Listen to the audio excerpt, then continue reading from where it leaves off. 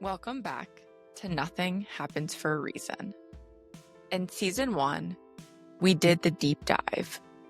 We challenged the cliches, we avoided empty platitudes, and we found that the chaos of life is actually what connects all of us. Now, we're back for season 2, where the questions are poignant and we're ready to prove that a truly good life isn't about fate. It's about how you respond to everything that just happens. So stop looking for the script because it doesn't exist. This is Nothing Happens for a Reason. Hey, Chelsea. Thanks for coming on today. My pleasure.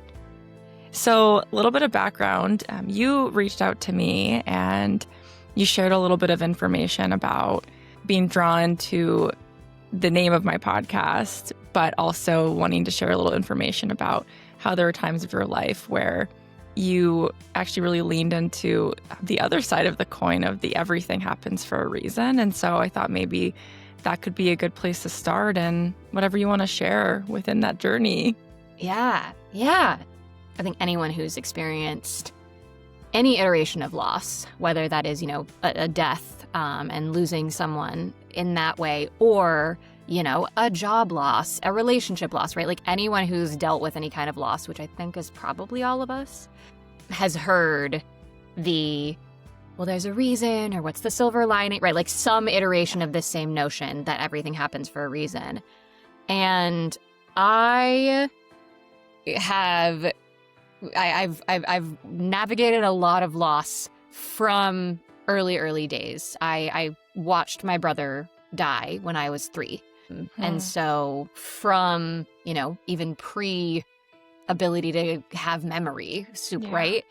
I've been watching loss and watching my parents. A lot of my formative years were watching my parents navigate loss. And the kind of thing, parents losing a child it's an extra brutal form of loss. And I think in part because so much of my childhood was shaped by loss and death. And I watched my parents try to figure out how to survive truly in the face of that. I think for a time, I needed to cling to everything happens for a reason. Like I needed there to be meaning, because especially when you're a kid, like I needed it to have some sort of meaning or have some sort of purpose, because if it didn't, then it's like, what am I doing? Like, why am I here? Get me off of this planet, Yeah, totally. What did you see your parents doing during those years? Like, how did they cope, or was the everything happens for a reason something that they passed on to you in that during those times? I don't have any memory of them ever saying that. But so realistically what coping looked like was a lot of pharmaceuticals and alcohol on my mom's side. And then my dad was just deeply addicted to his work. And so there was like the addictions they used to distract themselves and have some sort of purpose. But then where I really saw and got the everything happens for a reason narrative is that my brother was autistic, and my mom, within a year after he died, started a camp for kids with autism and their families. And my dad did like a day camp for siblings, so the siblings could have a sort of normal summer camp experience, because siblings of special needs kids tend to get the short end of the stick and don't have a lot of those experiences and or don't have peers that they can connect to, right? So my dad ran sibling camp, my mom ran the therapy camp, and that camp still exists, and there's schools, and there's a whole philosophy, and there's like, oh my gosh, yeah, my parents made something beautiful that has changed many lives out of my brother's death. And every year I saw on the first night where there's a group dinner, I saw my mom tell the story And it's like, at this point, dear God, I mean, she could like do it in her sleep. It's so rote. It is so the same story over Yeah. and over again. But she would tell the story basically of his death happened for a reason. And she made meaning of it. So it felt a little bit, for me, a little bit less like a placation of everything happens for a reason, just find it. It was a little bit more of, I saw them make an active choice to make meaning of it. Right. And that's where I think I clung to it for a long time, because I was like, okay, I can feel powerless and helpless and like, what the hell is the point of anything in response to these things? Or I can be like, I'm going to make something of this. Yeah. It's funny how those, I think for so many people, because we live in a world where people really love black and white options, that those feel like the two options. Like, we're either like a victim, or we have to believe everything happens for a reason. Exactly. And, through the process, I think so many of us go through realizing there's a lot of in between too. Exactly. Yeah. And I think a lot of it, I mean, I don't know, a lot of my experience around dealing with grief and loss and death has come down to a point where I give myself permission in each moment to ask, like, what is useful? What do I need in order to deal with this? Mm. And if sometimes I'm like, I need to believe that there's meaning to this, okay. But I also know, like, I am choosing to believe, like, put meaning behind this. And that's how I'm going to navigate it. Or I'm choosing to say, you know what, I'm a little bit in a nihilist moment, and like there's no point to any of it. And I'm just going to feel that. And I'm just going to feel the agony of it. And I'm going to let that be okay. But like giving myself that, like the permission to take off a roadmap or have any sort of expectation of what grieving is going to look like. Yeah. Yep. Absolutely. Yeah. And so this summer camp, how long were you kind of involved? Was it just through like your upbringing, because you would go every year with your parents, or did it ever turn into something that you also like worked at when you were an adult? Yeah, I have. So it was what we did during the summer. So that was how I spent my summers growing up. And I guess I was four or five when the camp first started. And I was initially in sibling camp. My little sister and I were in sibling camp with our dad. And then as we got older, kind of helped him run it. And then by the time I was, 13 or 14, I started working in the therapy camp. And so I worked at it throughout high school, and then continued to do it, some in college, on and off. And I've also gone back a couple of times. I've gone with my husband. He's helped. He's run sibling camp now that my dad's not around. My husband ran sibling camp years ago now. But yeah, I've done it. So yeah, it has been something I've continued to do. Wow. Yeah, even as like pass it on to your husband. Yeah. Who joined the family. Yeah. Something that he's been a part of. Okay. Is your mom still alive? Yes, my mom is still alive. Okay. Okay. And I know you shared that your dad did die when you were in your 20s. Yeah. He died in 2017. I was 26, I think. Okay. Yeah, it was the year about 6 months after I started my business, 6 months after I got married. And he killed himself. What was that experience like for you? I mean, goodness, huge, life-changing. It was so many things. Ultimately, I was not surprised. I've known my dad has been talking about suicide for as long as I can remember. So it was shocking in a way, he scheduled emails. So I received an email suicide note. And so it was shocking, that news is never going to not be startling to the nervous system and the brain. But it was not surprising.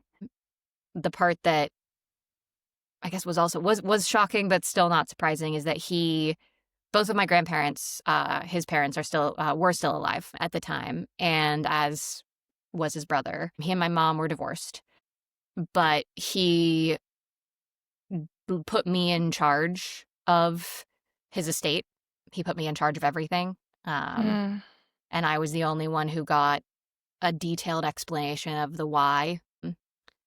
Yeah, I received a novella of an email, whereas my Wow. grandparents and my uncle received very short suicide notes. My sister and mother did not receive suicide notes. I got to tell them. Oh, wow. Yeah, so I mean, it was Hmm. messy and as shocking as it was, and ugly, and like I can absolutely get myself pissed off about to this day about what my dad put on my shoulders. Yeah. But I did honestly have a pretty large degree of peace around all of it from the get-go. I mean, what's the shock, but like there was a degree of like, okay, this makes sense. He wasn't happy. He was suffering. Like it was hard for him to be alive. And witnessing how confusing that was for everyone around me. Some people were mad at me about it. Some people like wanted to like get it from me. They were trying to figure out like, how have you made sense of this? How are you okay? Yeah. And it was like, I'm not really okay. And it was really fascinating to witness, my mother and my sister's reaction and my grandmother's reaction to the experience, and also to their reaction to my reaction to his death. Yeah. And my grandfather too, and my uncle. I mean, it was tense, and honestly, I ended up not speaking to my family for 4 or 5 years after a certain point, because it got ugly. Do you mind sharing a little bit more about that process of disconnecting from them? Like, what was a tipping point for you of saying, this is too much for me, I need to Make space. be around you? So the ultimate tipping point was this 6-month period of 2017 was absolutely insane, because shortly after my dad died, my husband of less than a year started having an affair. So it was my whole life. Oh, Chelsea. I know. And at this point, I'm like, this is just my life. But it was brutal. And I felt so right around the time I found out about the affair, I also found out that my mom had been telling all of her siblings and my cousins that I was cheating her out of money from which was not true. But she was sending these emails. My sister had gotten one of them, and she was not blaming my sister, but she was trying to turn the family against me. And then she told my sister that she didn't want to have to sue us, but she had spoken to an attorney about possibly moving forward with litigation. And so those two things, I was like, okay, I can't have a relationship with you. And that was essentially, while she was the one who had gone so extreme in that route, I mean, my grandmother had also been really just kind of problematic in, she was just asking, she was needing me to hold a lot of weight for her, and pressuring me around questions. And I think she was mad at me that he put me in charge instead of her, is what it felt like. And so but that moment where my mom was threatening to sue us and sending the family, she was telling them all sorts of lies, that was the moment that I was so barely able to function, that I just went, I cannot talk to any of these people. I can't, and so I set up email filters so that their emails just automatically get archived, and blocked phone numbers. And really, I mean, I decided to be an orphan. Wow. So not even with your sister, all of them? All of them, everyone. Yeah, everyone. I talked to my sister first, but it was, just a very, very solid wall, because I couldn't survive. I couldn't survive if I still had that, My sister was posting about, or was looking at what our dad's colleagues were saying and looking at all sorts of things and just wanting to dig up. They were in spaces that I just couldn't survive. Like, I couldn't continue to feed myself, wake up, move through the world, take care of my pets. I couldn't do it if I had them in my life. Yeah. What did your support look like during that time? I was surprised to find out. So apparently sometimes life insurance does actually pay after suicide. That was shocking to me. But I had a bit of life insurance money from my dad that allowed me to. I'd been seeing a therapist individually, and this woman, love her so dearly. I don't see her anymore because I've moved states, but I saw her individually, and she also runs therapy groups, which I always initially thought group therapy was just like the cheaper option. And I thought it was like budget therapy. Like, no. Sure. Group therapy. Groups. Incredible. Yeah. Oh my God. Life-changing. God, everyone who I was in a group with. Oh. Was it like a grief group, or was it just like a general process group, or what type of group was it? Do you know? It was, I think, a general process group. So she runs, I think she still runs 2 of them, or maybe 3, but she has multiple groups that she honestly shapes. They're invite only, and she shapes them based on like the people in this group are going to help you in the right way because they have certain archetypes. Yeah. So yeah.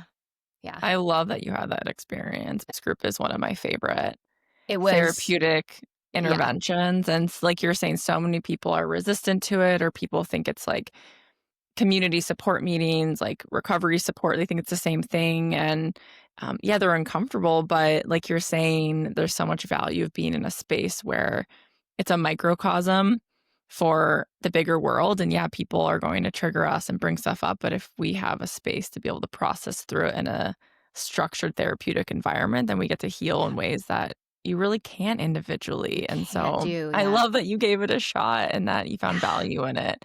It took her a while to convince me. Like, I'd been a one-on-one. I had been her client for at least 2 years. And she'd like seeded it. She'd been starting to seed it. And I think by the time I'd been in group for a minute, like at least 6 months. I think I was in it for a couple years. But I'd been in there for a bit when my dad died. And so fortunately, it was the same. It was every Monday at 5:30, same time, like just came to therapy. So I had them. I had my therapist. I am a yoga teacher, and I had I was teaching at and taking some classes at the place where I did my teacher training, which I found when I was 15. So I'd been going there for a long time. And so I did have that support and an incredible, have you heard of TRE? Do you know? Tension and trauma releasing exercises, I think is, Yeah. An incredible friend of mine who taught me TRE and was a teacher there. I had her support, and she referred me to a spiritual counselor, is what she calls herself, who did incredible work. And then I also was working with my EFT mentor, who I learned to do tapping from. And I'd been working with her to learn how to facilitate it. And then we were like, actually, you're just going to help me survive. So I had basically like 360-degree outpatient. I had so much support. And thank God I did, because my husband was actively having an affair. I was hiding it from everyone. I had quit my job and started my business and was like, I'm a health coach. You should hire me to help make your life better. Just kidding. My life is falling apart. I don't know how to help anyone. Wow. But I was curious too, because I mean, wow, like so much professional support and groups and therapy and spiritual and yoga and all those things, like so wonderful. And I was also curious, like, what about just like your social network? Like your husband? I talked to nobody. Yeah. I talked to nobody. It's hard. And that wasn't true at first, but with it became pretty quickly apparent, especially when I had that kind of cutoff moment with family. Because at that point, my husband and I were not living together. We were not choosing to be separated. It was terrible, and we could not cohabitate.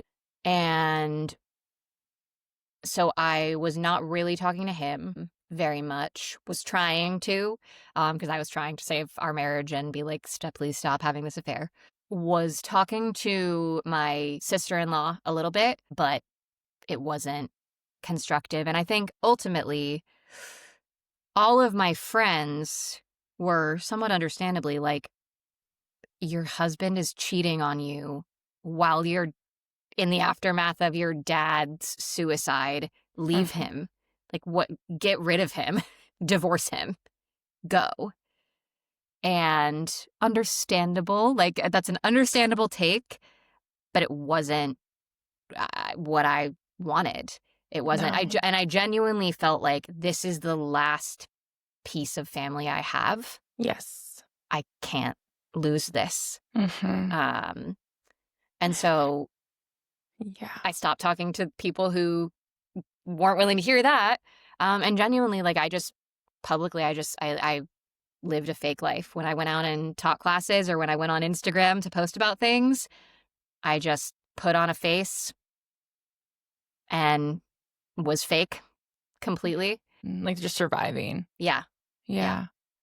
Yeah. And I want to highlight what you were saying a few moments ago about the like choosing to disconnect from people who maybe were not understanding the choices that you were making. And I think I just want to really normalize what you just said as something that, I mean, it's so common that if you're losing a lot of people, whether to death or, like you said, choosing to be estranged from people, yeah, the idea of then making a decision, even though it wasn't a healthy relationship at the time and there was a lot of things going on, like, of course, you're going to cling to that relationship because if you're the one that walks away, it's one more person and maybe the last person. And so it kind of just validates those moments of, yeah, when people don't really get it and they're giving advice, and then ultimately what happens is we end up pulling away from those people because whether we feel judgment or, again, they just don't understand the deep pain of what that would mean. And yeah, of course, like in retrospect, were you hurting yourself more by staying in that dynamic? Absolutely. And like, 100%. of course, Of course I you didn't was. want to, and of course you didn't want to walk away though at that time. Like, we pick and choose, and I might as well stay miserable if it means saving. I have one person. That's here, kind of. So, yeah, it was with all the asterisks. Yeah, right. With all of the asterisks. Yeah, because he wasn't there, but it was the one sort of piece of, I felt like I would be completely lost. Like, I wouldn't even just be losing him. I would lose the life I had completely. Yes. Right. All the secondary losses that would come from ending that marriage, the life you built, at your housing situation. I don't know if you shared pets, right? Like, just we did. Yeah. like We separating do. They're still here. furniture, right? Like, there's so much there that ripples from that too, that just feels harder than just staying in something that's hard. Yeah. Like, I'd rather, stay in something even though it's not good, just because it's familiar and comfortable. Right. Comfortable in quotes, right? Right. So yeah, it makes so much sense. And yeah, I totally can understand why you got to a point of the support in my life. That was what they were pressuring me to do. They didn't understand it. So I might as well just isolate from everyone around me. Yeah. Except the people who I'm paying. Except for and the people you're paying. it was, and I'm grateful that, I had some of those people who had known me long enough that they would check me. Like, that they weren't just yes people, Yeah. But I was like, I can't. Mm-hmm. I couldn't talk to anyone. At least I didn't think I could. It wasn't helpful for me surviving. Yeah. Yeah. And I know you wrote in that first email you sent me of like, getting to a point of people around you, whether friends or family, or I mean, you said actually, I think therapists in there too, of it kind of just got easier to shut the fuck up than to keep feeling the grief and the pain, to kind of, at least the way I've read that, is to make other people's lives around us easier by pretending like whether we're healed, like past tense, or Mm-hmm. we're over it, or it's not something that still causes us pain. And so I guess I was curious if you could speak a little bit more to that. Mm. Yeah, I mean, I feel like my whole life I've felt too much. Mm, Um, and when one of your firsts, like when part of your origin story is I saw my brother die when I was 3, and so much of my life has been oriented around that yeah. and his death and his memory. You learn pretty quickly, like, oh, death, we shouldn't talk about that. Hmm. Oh, that makes people uncomfortable. That feels weird.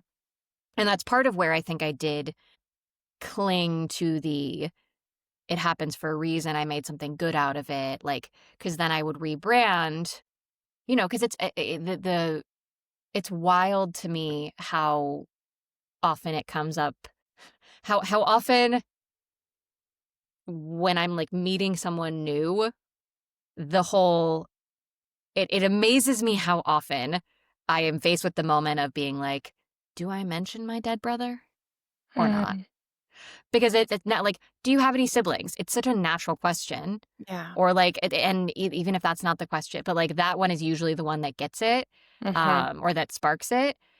And it's a really weird moment for me because I do have siblings. I have 2 siblings. One of them's just been dead for most of my life. Yeah. And I have learned that in those moments I have a choice.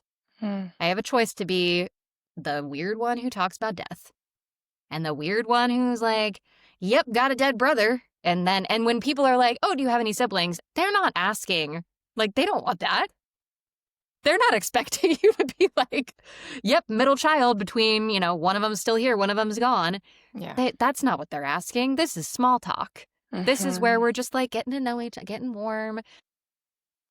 And, the more I've experienced things of, oh, your dad's not around. Yeah, he killed himself and sent me a note and then scheduled a blog post to go out 2 hours later telling the entire world.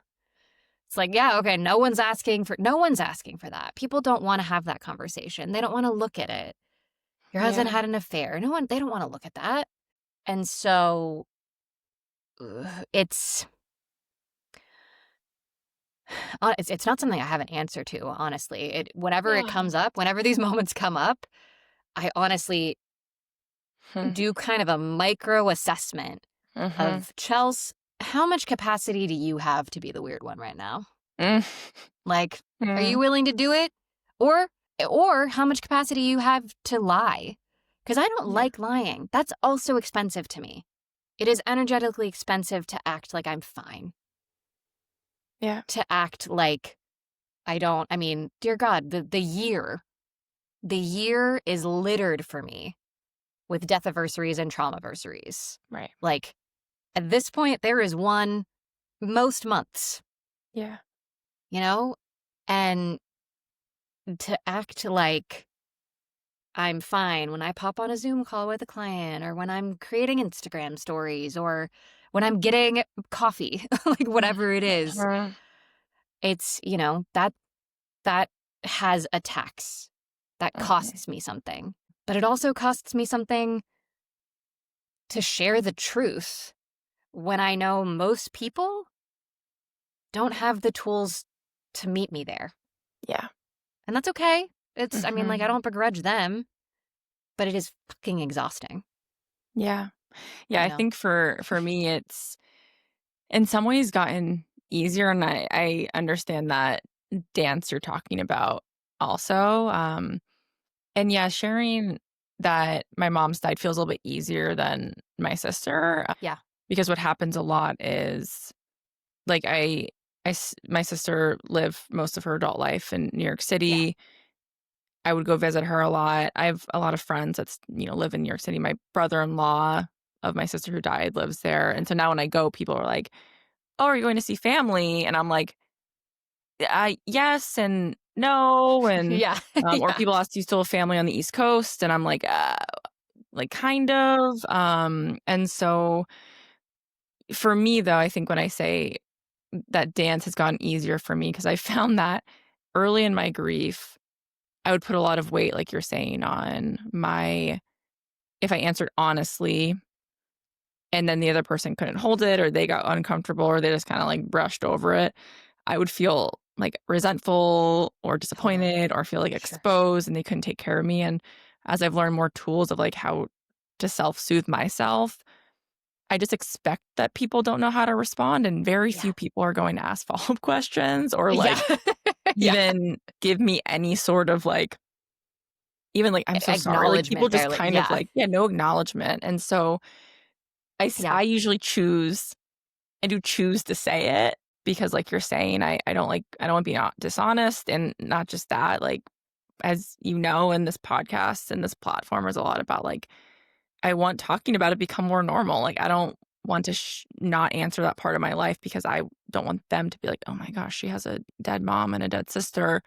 Yeah. And so I almost always answer the question, but I just assume it's not gonna go anywhere, which is very true usually. People are just Yeah. like, "Oh, okay. Like, have fun in New York." Moving on. Like, Yeah. Like, have a good trip. I have a feel good weird trip, now. like, Gonna that's go. Bye now. Bye. Yeah. exactly, exactly. Yeah. But, yeah, I think that's Uh, so, again, normal of yeah, that dance or, do you have siblings or do your parents still live on the East Coast? Like, all of that all and of those questions that it's all of them. wild to me how much it comes up.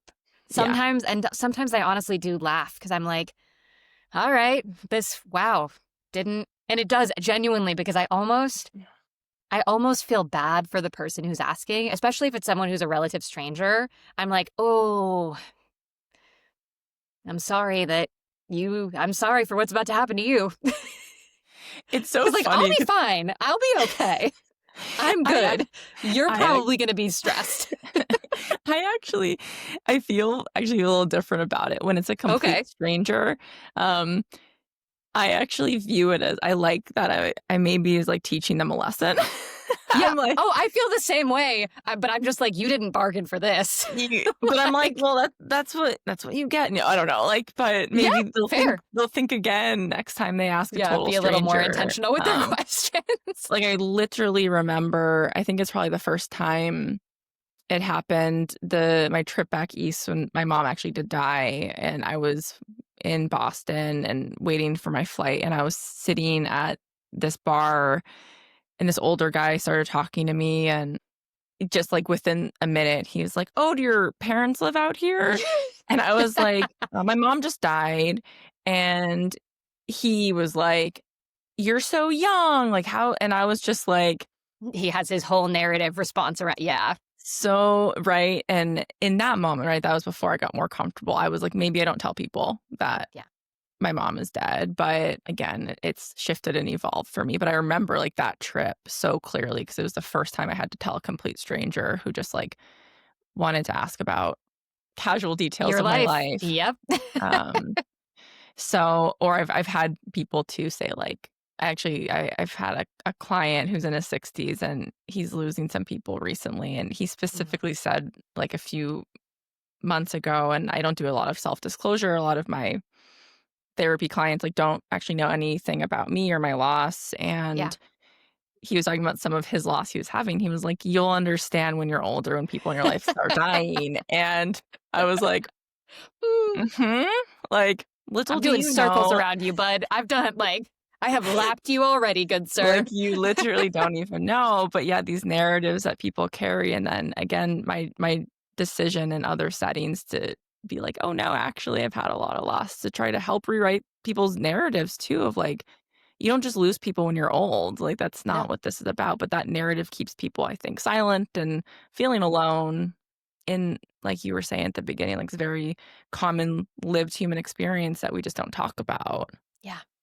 Yeah. That's one of the few things absolutely every one of us is going to go through. Mhm. And I think, too, the narrative that, like, it'll start happening when you get older, Mhm. is part of how we screw ourselves. Yeah. Because then we're just like, that's not going to happen. That doesn't happen. That doesn't happen to me. And you don't even think about it. And then you get blindsided and there's no tools around it. Because you've never even conceived loss. Like, and it's, I mean, I've witnessed it with some of my friends. I've like my friends who in high school who like had more charmed lives growing up than I did. Watching how they dealt with like a breakup. And like your first heartbreak, like that is a legit loss, 100%. But I remember being like an 18-year-old and watching my friend being like, what is wrong with you? And genuinely being so full of judgment of like, why are you falling? Like, come on, dude. Like, you'll be fine. Come on. Let's process this. Let's grieve it. And I realized, oh my God, this is a skill. She doesn't know how to lose things. She hasn't lost things. She hasn't felt broken. She doesn't know how to like walk around with pieces of you feeling like they're falling out. Like she doesn't know how to do that. Yeah. And I'm so grateful that good job 18-year-old Chelsea for having that moment of like stepping out of being a judgy bitch. Right. Which was my initial response. And realizing, oh, right, most people, of course, we don't know how to lose things. It's not normal. And we don't know how to fall apart and be fallen apart. Because that's like, in 2017, I was in pieces and I'm still in pieces. Like I'm mostly glued back together, but like pieces fall off sometimes. Yeah. And being able to keep moving or being able to be present with myself around, okay, today's a day. Some days I wake up and I'm like, oh, all right. My heart, like it fractured again. I'm going to be crying today. Right. And being able to sit with that and, have people in my life who I can be honest with of like, I'm not okay. I will be like, don't try to fix me. Yeah. But I'm not okay today. And letting that be okay. Yeah. And that, right, goes back to what we're talking about with the platitudes, right? So often I think the intention behind platitudes is to fix it. Because I think it's because people are uncomfortable. Like they're uncomfortable and they want it to go away. They want to go away. It's not actually to fix you. It's not to like make you feel better. Discomfort. Exactly. Yeah. They're trying to soothe the discomfort, which is honestly why it pisses me off. That's like, because I'm like, you're not saying this for me. And I don't think most people know it. But like when you say, oh, well, there's a silver, everything happens for a reason. I'm like, honestly, go fuck yourself because you are not trying to make me feel better right now. Yeah. You're trying to make you feel better. And I get it. I get it. I do. But you're not helping me right now. This isn't for me.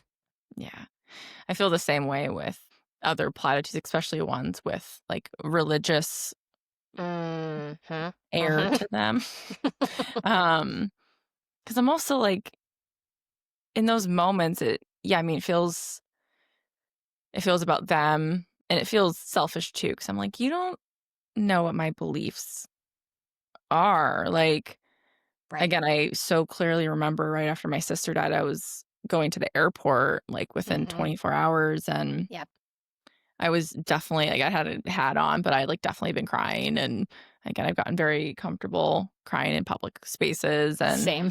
The TSA agent was like, oh no, like, are you okay? And I was like, my sister just died. And he was like, you know what?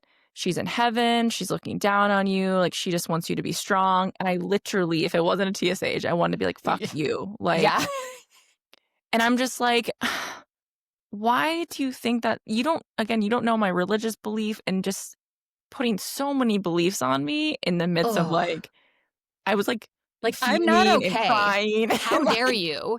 and also, like, you're, federal agent. Like, there's not much I can Yep. say to you. So Right. I was Ooh. just like, oh man, it just, it's so painful. It's so Oh, painful in it those is. moments. It And is. another one, and actually I wanted to bring it up because I think, again, you wrote about in the email, but something else that I don't think people always chalk up of being a platitude, but Um, when people comment on, like, after trauma or grief or just like hard times, and people say like, you're so strong. And so tell me about your feeling about that one, because I have strong feelings too. oh, I have strong feelings about being strong. And I was actually talking about this, about how sick I was of having to be strong. My grandmother is talking to me about how she wants to, end her life if things go bad, and how it's going to be really hard for Jeff, my uncle. And so she's going to talk to him about it, but she's telling me first, because I'm the one who's going to be planning I'm the one who's seen her funeral plans and the quotes that she's written, and we've talked about the music she wants, because I just planned and orchestrated my grandfather's funeral back in November of last year. I don't know what it is about me, but it is the role I carry in my family and Mhm. also in my life with my friends. Like, I'm the one who people call when they're in it. Mhm. And I think some of it is because I do talk about things. And so people know, like, Chelsea's someone who you can say things to, and you're not going to hear, oh, they're in heaven and looking down at, like, you're not going to hear Yeah. that from me. Yeah. But I think when being strong has never really felt like a choice to be. Yeah. Like, and so being praised for something that is like, I mean, I guess the other option is I would have died. I don't like, Yeah. I don't know what the other, I didn't have a choice. I don't feel like I ever Yeah. had a choice around, you know, being the happy little girl when my brother died and my parents were barely functioning, Right. and my little sister was an infant. And so, like, I played happy, perfect, straight A's, everything. Like, I played what I had to do to keep my parents as happy as they could be. Like, it never felt like a choice to me. Right. And so when people reflect it to me, of like, oh, you're so strong and I can't believe you got through that, right? Like, when I tell people about 2017, it's like, started my business, got married, dad killed himself, husband started having an affair, mom turned my entire family against me, then threatened to sue me. That was 2017, and I'm trying to build a business. Yeah. When I tell people about that, they're like, wow, can't believe you got through that. You're incredible. You're so strong. And it feels like, man, you don't even see me. Like, yeah, Mm. you're right. I am. I am. Correct. Right. But really, you need to gloss to the end. You can't sit with Mm. me. You can't, like, it feels like an erasure of the depth of my experience. And it feels so reductive to say that. And it's also upsetting because it's like, what choice did I have? Mhm. Thanks. Yeah. What? Like, you are choosing to erase my experience and showing me that you have no willingness to meet me inside of any of the depth. And so, honestly, at this point, when I'm talking about it, I'm getting myself keyed up for sure. Yeah. But for the Yeah. most part, when people tell me that, I'm just like, okay, yeah, okay, cool. You have showed me Mhm. you're not going to get any of the juice. Okay, Mhm. that's fine. Yeah. Um, And again, it yeah, always, at least to me, feels like you just beautifully said, like, jumping to the end, that's where, like, it kind of falls for me under platitudes. Like, it's absolutely. them wanting to kind of self-soothe themselves to focus on this, like, perceived strength. But yeah, I think so many of us similar, I think they kind of go hand in hand of like, everything happens for a reason, is like, okay, maybe fuck you. Yeah. And then you're so strong. Also, I think so many of us are like, you don't get it. Like maybe Exactly. you see a strong person on the outside. But for me, the times that I've been told that, it's the times that I am showing up at work, I'm compartmentalizing, I'm not showing my grief, my trauma on the outside. And so the reinforcing message, if I'm so strong, is you keep showing up as this version of you and we're Yeah, impressed by you. exactly. Versus, right, the other side of the coin with strong is weak. And so does that mean when I'm feeling my grief, when I'm emoting, crying, calling out of work, whatever it is, does that mean those are the moments I'm weak? And I think it just reinforces this message. And yeah, for so many of us, doing those things when I'm strong, showing up at work and functioning, Right. Yeah. With um, quotes. Yeah. are out of, yeah, like you said, pure necessity. Yeah. And so, just it never has hit for me. And then I think there's been times in my life where I hear that and it reinforces the message of like, okay, this is who I need to be. This means I'm doing Exactly. okay. This means I need to keep showing up this way. Or in those moments where I'm not feeling this version Hide. of me, I need to, hide, isolate, not let people see me. And then I feel even more alone because I'm Yeah. like, oh, I have to maintain this image that I'm the strong one. And that's exhausting. And again, so, so lonely. So lonely. And it like there's no potential for post-traumatic growth from that place. Mm-mm. Because we're and it what like genuinely I have, I think with social media, so many of us feel some degree, and even just with, work, like work versus home, I think lots of us feel some degree of living multiple lives, of having like Mm-hmm. different versions of self that we Yeah. show up with, right? M- But definitely, I have never felt more like Jekyll and Hyde than that in 2017 in particular, where it was just like I absolutely showed up as cute, curated, palatable. Like I went Mm-hmm. to go teach freaking yoga classes. I led retreats during that season. I did like Instagram lives doing meditations and like flowy like and just genuinely like I would be like falling apart. I drank a ton during that time. Like I absolutely used alcohol to numb. And so I'd be like just Mm-hmm. absolute hedonist slob, like miserable, kept my cats alive. And Yeah. like actually honestly, I thank God for my animals Yeah. because they absolutely kept me. And I also, one of the best things I ever did, I don't even know where the hell I got this idea. I think I just came up with it. I don't think I read it anywhere or anything, but I volunteered at the Humane Society, the animal Okay. shelter. Yeah. Um, and like, because I didn't have a regular job, right? I'd quit my Mm-hmm. job and started my business. So I didn't Mm-hmm. have to leave the house. And I was like, this is a problem. Yeah. I need to I need to have to leave the house, and so I volunteered at the animal shelter, Wow. and was very very good. And it was also a place like I was just like snotty weeping, changing litter boxes like at the animal shelter. They were like, we don't know who this girl is, but So she's she like just starts working full time showing up. here, and we don't know why. Like Or how she's like maybe, making money. What is like we don't know what her deal is, but it's helpful. like, should we keep having her come? Like, is she Yeah, scaring I think that they were she's very scaring the sus. animals? Like, I don't Yeah. know. Like, the animals, like, that's fine. They like her, but like, what is going on with this woman?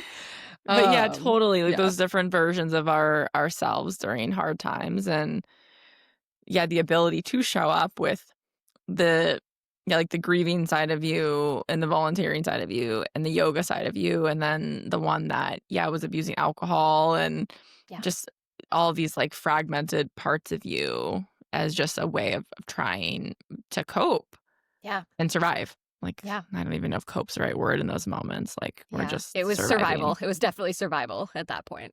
Yeah. Yep, absolutely. Yeah, well, I'm glad we can connect over the strong piece of this because whew, really sets me off. Just gonna look at a couple notes here. Yeah, the only other one that I have written down here, and we've kind of touched on parts of it, but again, in your email, you You said a couple different times, which I really liked. You said, I like the squirm. I think the squirm is important. And so, again, I know it's kind of the theme of a lot of what we talked about today, but it says, my question is, so what does the squirm represent to you, and why do you think it's so vital for genuine connection and healing? Damn, that's a good question. That is my default state. And I think especially because I grew up, I mean, my brother's death was just it's such a core part of my origin story that it was just constantly like, I'm very used to talking about death and like sibling death and young child death. So big, not dinner table conversation, not the things that you talk about in a networking event, but that's been me from age 3. Mm-hmm. And I think, when I've been like in the more painful parts, or when I've been more consumed by my grief and more fractured, like when I've been more shattered and not yet like kind of able to even conceptualize holding pieces of myself together, those are the moments that I'm like, I don't fucking know if I have the energy to, I don't know that I have it, because I think I've had to explore the answer to the question of like, what is my job? Do I have a job? What is my responsibility if my story, my truth makes someone squirm? Right. Like, do I have to make them comfortable? Mm. I don't think, because socially, the answer is absolutely yes, right? Like the platitudes tell us, like, please give me the bow on this. I don't want to think about that. Like, I really don't want to think about that with you, right? Or sit with you in the mess. Like, I want you to be the strong one. I want you to have some sort of archetype that we can like put a bow on it and move Tell forward. me you made meaning of this, like we talked about. Right, exactly. Like, how did you make meaning of it? It happened. They're in heaven. They're seeing, looking down on you. And I know, like, how did you get from A to Z and healed now? Exactly. Like, well, let's tie it up, put a cute little bow on it, and then slap it on a friggin' greeting card or whatever. And that is the antithesis of connection, because it's based on avoiding truth. It's based on like having a moment, like the squirm happens when you are faced with a truth that is so intense that it is uncomfortable, right? It's like if you look directly at the sun, you have a natural visceral reaction of like, oh, I want to look away from that. Yeah. And the squirm happens when you look at the sun, you see something, you hear something, you're told something that is such truth that is so uncomfortable that you're like, I don't want to look at it. And so when we just jump into platitudes or whatever version of trying to put a bow on it, like we've said, that immediately tells the person who has shared the truth with you, tells them, you don't see this. You're not down to sit with me in this. Okay. But that's immediately like, we're not connecting. Yeah. We are not going to connect here. Okay. Then the person who created the squirm with their truth is like, all right, now I get to decide, do I want to make you feel better? Do I want to just agree to be the strong one? Right? Like then we decide, who do I want to be? What mask am I going to put on? Right? But that there's no chance for connection. Versus when someone sits in the squirm and is willing to not try to make themselves comfortable and not try to jump to the end, to find the hero's journey of it, to make you strong. Like, that's where actual connection is. And it is like loss, whether we're talking death or any other kind of loss, but death, like loss is, and death in particular, like that is one of the only things that we are guaranteed to have in common with one another. And it's one of the only, like, it is also one of the things that is guaranteed to be difficult and painful and hard to live with. And those are the places where real, meaningful connection comes from. I mean, the handful of people who supported me in 2017, I will take a bullet for those people. Like like the connection that has come from someone who was willing to sit in the squirm with me and who didn't have answers, who didn't have like, they had nothing to give me in terms of what we typically think of as valuable, of like, I don't have a tool to give you or an answer or how to make it. They had no way to make it better. They couldn't make it better, the people who sat with me through it.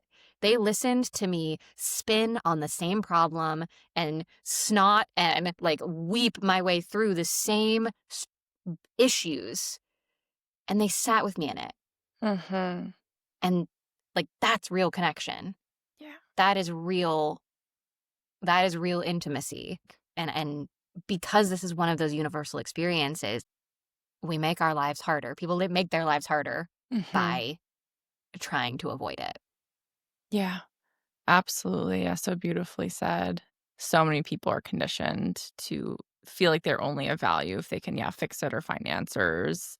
Yeah. And if people can just let go of that pressure and that narrative to know that there is no answers, there's no fixing this. Like, you actually just have to like sit here with me. Yeah.